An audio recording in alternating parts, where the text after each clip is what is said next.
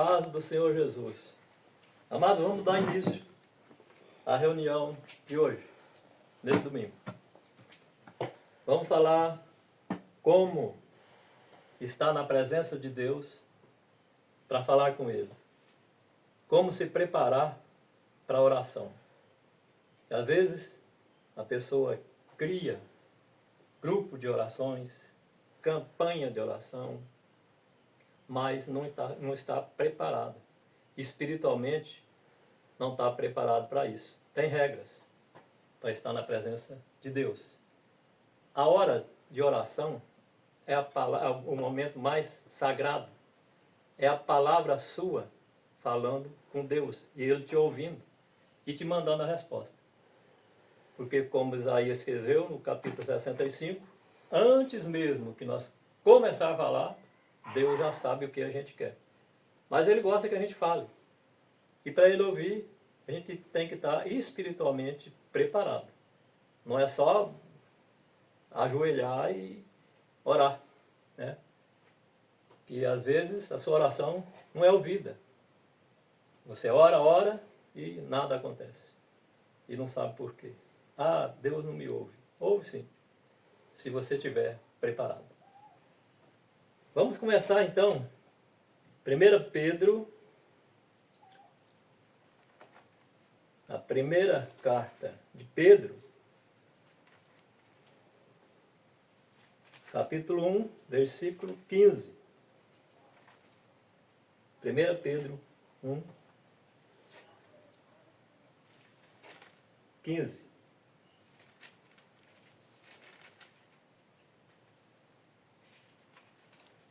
Versículo 15. Diz assim: mas, como é santo aquele que vos chamou, sede vós também santo em todas as vossas maneiras de viver. Porquanto está escrito: sede santos, porque eu sou santo. Quem é santo? Jesus. Sede santo, porque eu sou santo. É a sua maneira de viver. Quando Ele te chama, é para você ser uma pessoa separada. Por isso, eu estou falando hoje de preparação para a oração. Você tem que estar separado de tudo. Não é orar de qualquer maneira. Porque Ele não vai ouvir. Ouve. Só que a resposta pode não ser aquela que você espera. Então, Jesus é santo. E Ele chama para você também ser santo. Santo é ser separado. E assim você vai ser ouvido. Mas vamos mostrar que de verdade é Jesus quem chama a pessoa. Às vezes a pessoa já está cansada de tanto andar, né? Vai na igreja, vai no outro, procura um pregador, procura outro, e as coisas não acontecem. E vou falar uma coisa mais séria, mas é verdade. Parte da nação hoje, uma grande parte da nação hoje, é ateu.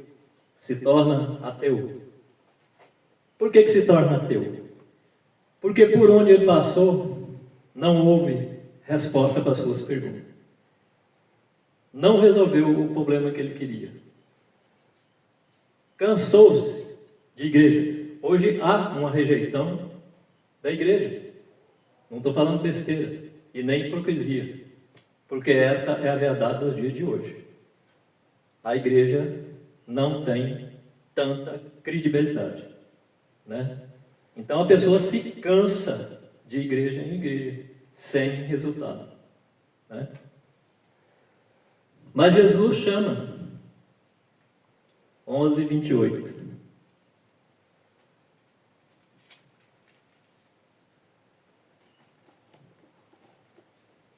Diz assim: vinde a mim todos os que estão cansados e oprimidos, eu vos aliviarei.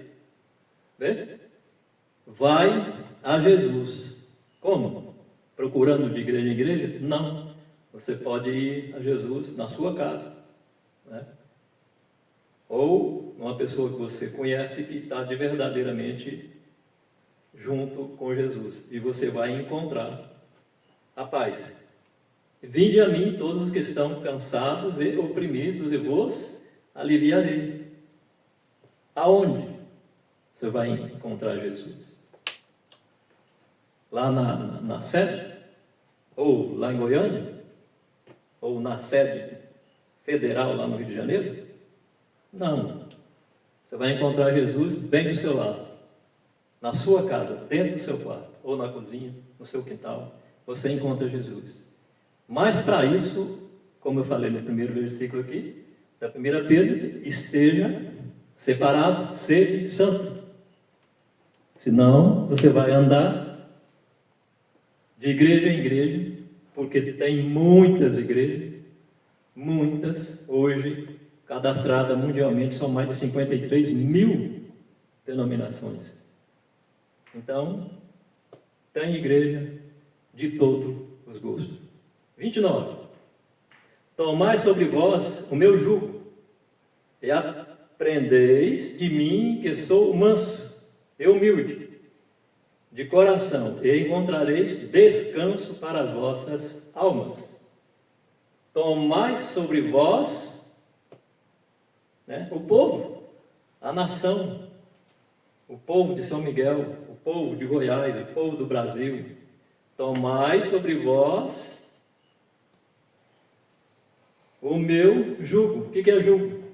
Jugo, assim, para traduzir em português, é a canga que coloca no boi, para entrar no dois boi, né?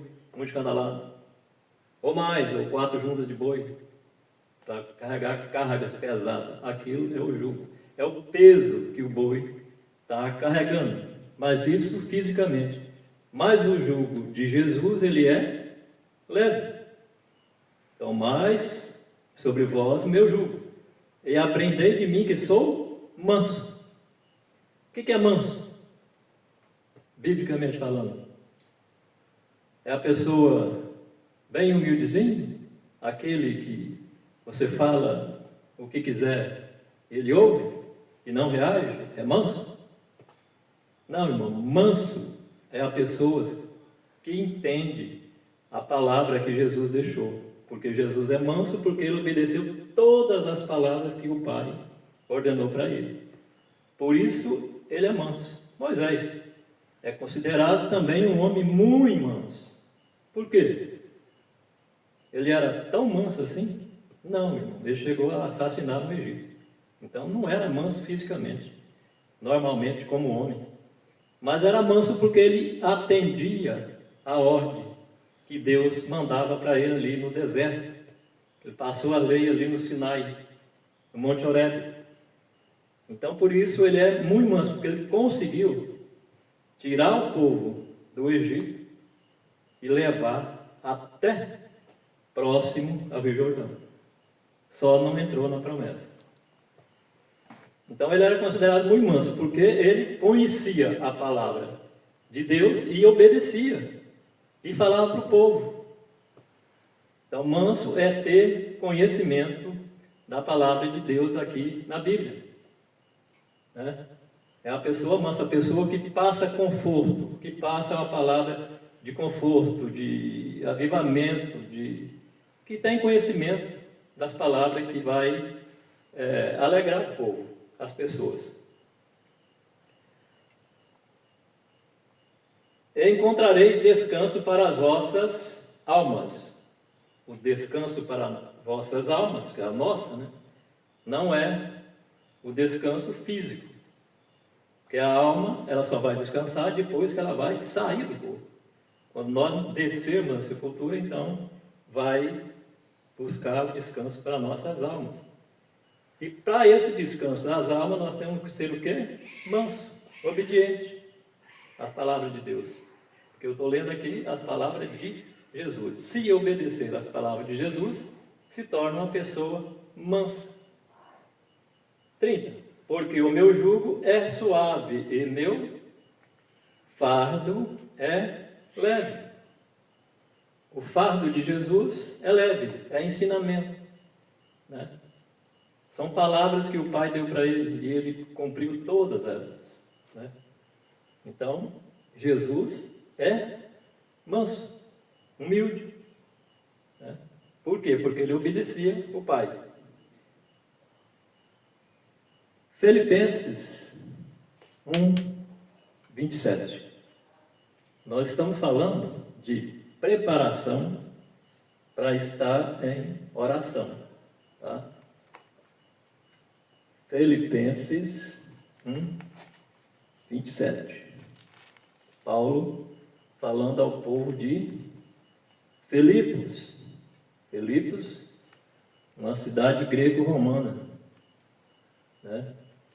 Leva o nome do pai de Alexandre o Grande. Filipe, e a cidade passou a se chamar Filipos. Filipenses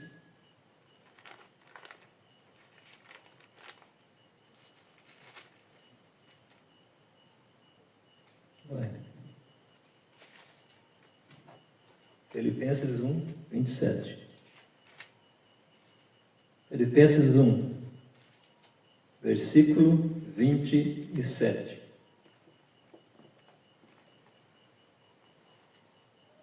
Então, Paulo, escrevendo aos Filipenses, diz assim: somente deveis portar-vos dignamente conforme o Evangelho de Cristo, para que, quer vá e vos veja, quer esteja ausente, também obedeça.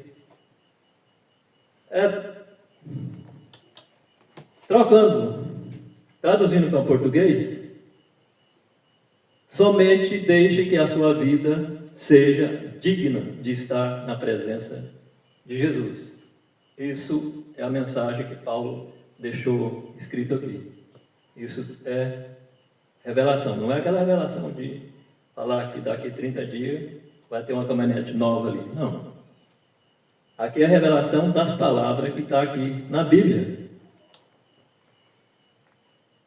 Somente deveis portar-vos dignamente conforme o Evangelho de Cristo. O Evangelho de Cristo é a palavra. Então, para se portar dignamente diante de Cristo, é preciso atender a palavra. Vamos lá em Salmo 51:16. Isso aqui, irmãos, é preparação para oração.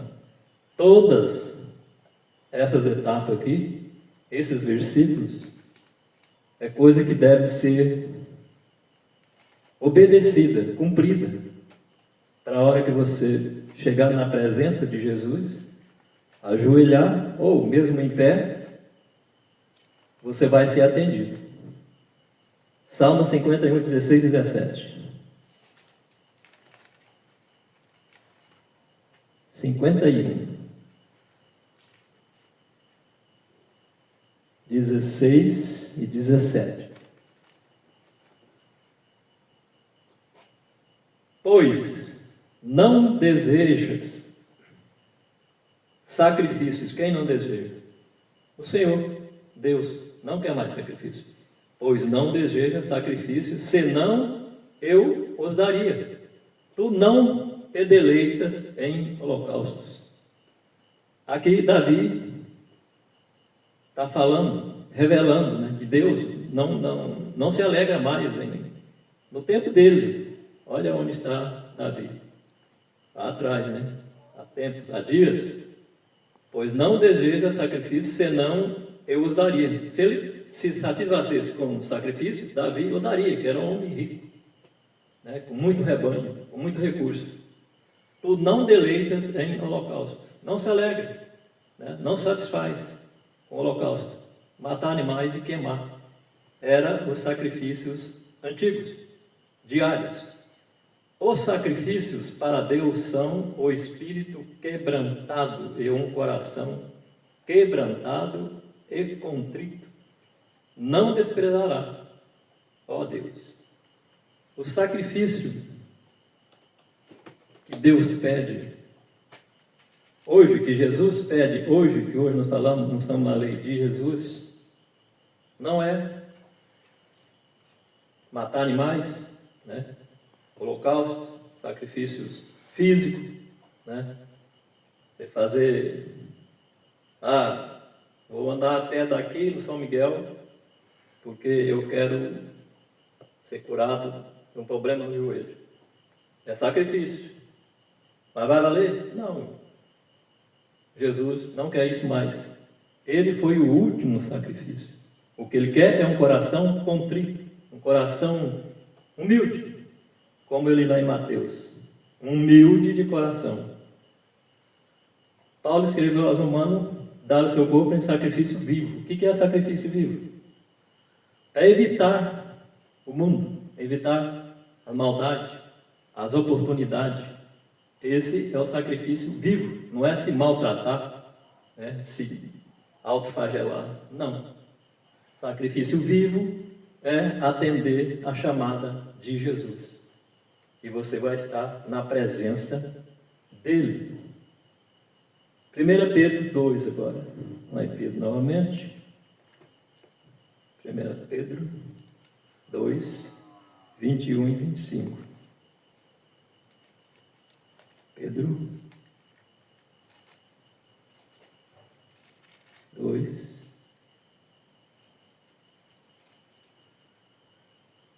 1 Pedro 2, 21. Então nós somos chamados, como eu falei, o primeiro versículo em Pedro também. Sede santo, porque aquele que chamou é santo. Agora, 1 Pedro, capítulo 2. Porque para isto sois chamados, pois também Cristo padeceu por nós, deixando-nos o exemplo para que sigais as suas pisadas. 25. Porque eres como ovelhas desgarradas, mas agora tendes voltado ao pastor e bispo das vossas almas. Porque para isso sois chamado. Quando Jesus deixou esse planeta aqui, Terra, antes dele deixar, ele disse que nós íamos enfrentar aflições, né? Dificuldades. Mas ele também, ele sofreu, né? Até deu a sua vida. Então foi para isso que nós fomos chamados. Não é só para coisas boas. As dificuldades vêm, isso é fato. Mas se tivermos perseverança, né, nós vamos estar na presença dele, sim. No 25, porque eres como uma ovelha desgarrada. Antes de Jesus, eram como ovelhas desgarradas. Não tinha um pastor, um dirigente. Cada um cuidava da maneira que se achava mais certa. Mas quando ele veio, aí sim, nós fomos chamados, pois também Cristo padeceu por nós. Então, o sofrimento nosso não pode nos contradizer ou contrariar, ficar revoltado. Padeceu por nós, deixando-nos o exemplo para que sigais as suas pisadas. As pisadas de Jesus é o caminho, né? Mas nesse caminho ele encontrou dificuldade, e nós também não devemos nos contrariar pelas adversidades, que nós também temos as nossas dificuldades. Agora vamos em João 14. E para isso, se nós tolerarmos as dificuldades, nós vamos estar sim na presença de Jesus. João 14. João 14, versículo 6. 14, versículo 6.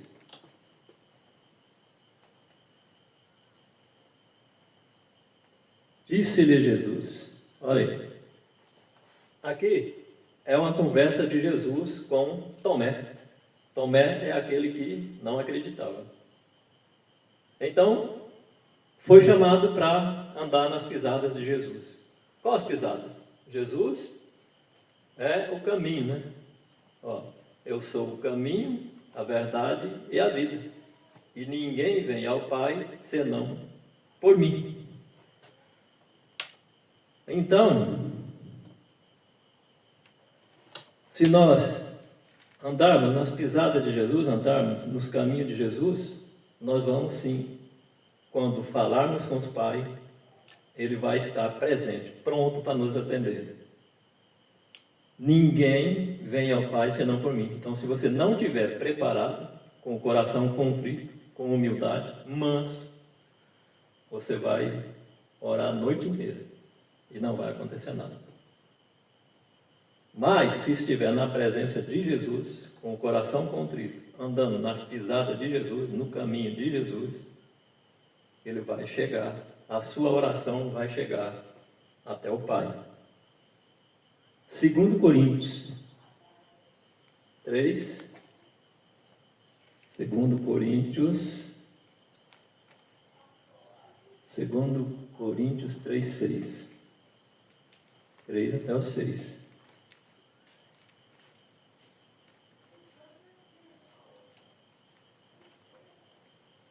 Segundo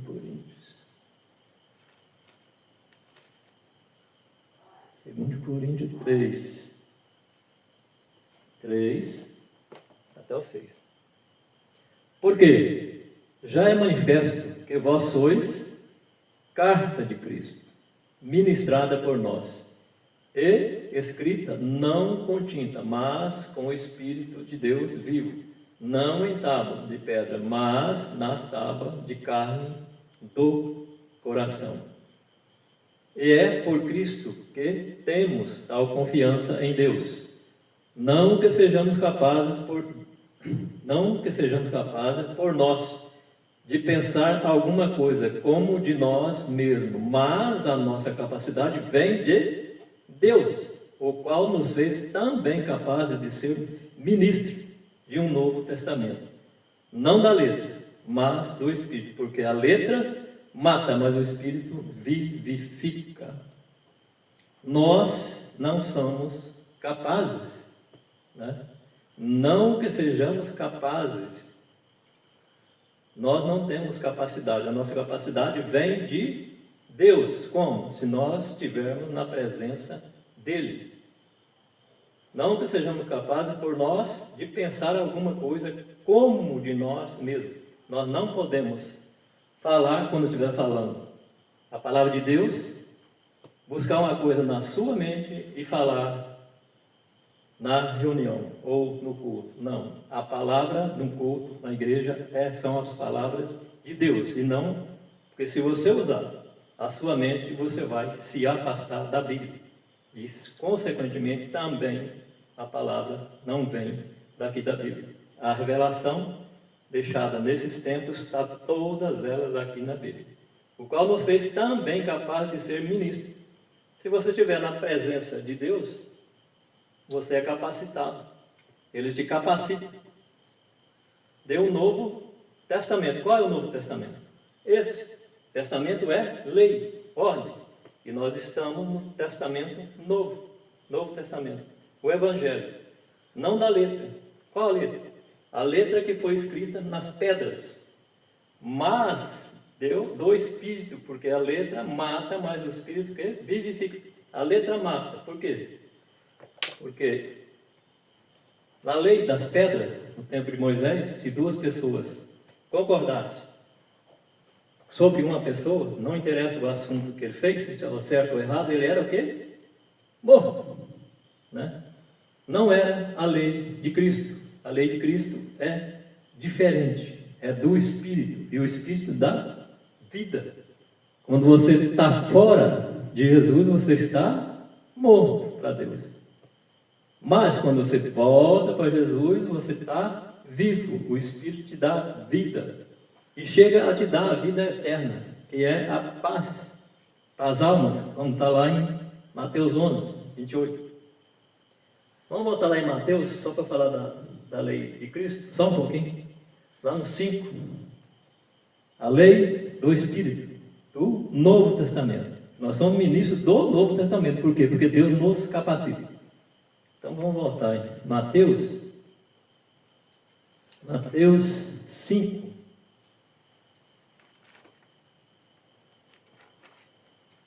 Mateus 5, quase no final do capítulo. Mateus 5, 30, 29.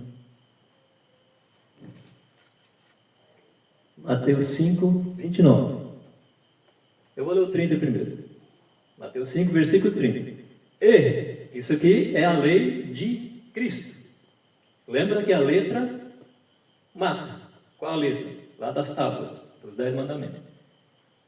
E se a tua mão direita te escandalizar, corta e atira para longe de ti, porque te é melhor que um dos teus membros se perca, do que seja todo o teu corpo lançado no inferno.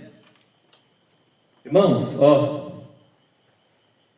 se a tua mão direita, você sabe o que é a mão direita aqui na Bíblia? Vamos traduzir para português. E se a tua mão direita te escandalizar, corta e atira para longe de ti, porque é melhor que um dos seus membros se perca, do que seja todo o seu corpo lançado no inferno. Amados, olha, a mão direita, essa aqui, ó. Então, qualquer coisa que eu fizer com essa mão aqui, vamos cortar e jogar fora? É impossível, né? Ninguém faz isso. E nem Jesus quer isso. Ele não disse isso. É por isso que precisa ter entendimento na palavra. Como eu disse no convite hoje de tarde, aprender as verdades que estão na Bíblia. Essa aqui é a verdade que Jesus deixou. Se a mão direita se escandalizar, corte, atira para longe. Aí. Dá para entender? Se não tiver alguém que fala, que mostra, não vai entender. A mão direita representa a sua obra. É o que você faz. É a mão direita, representando a obra de Deus. Se a sua mão direita te escandalizar, está falando de quê? De roubo, de assassinato, né? Prostituição, tudo de mal. Você vai com a mão direita. Como cortar e joga fora? É deixar de fazer esses atos, deixar de roubar, deixar de usar a mão para roubar. É a mão direita, representa as obras que você faz, né? Todas as obras que você faz aqui na Bíblia é representado pela mão direita. Então é deixar de fazer. Está roubando? Deixa de roubar. Usa a mão direita para matar alguém? Deixa de matar. Use para fazer o bem. Isso é cortar a mão direita, é cortar a ação da sua mão, tornar a sua mão um membro que é usado para Deus, que usa para as boas obras, porque só obra também não vai te salvar, mas as boas obras sim. E todas as boas obras é representada pela mão direita. Então, é isso, irmão. Até mais.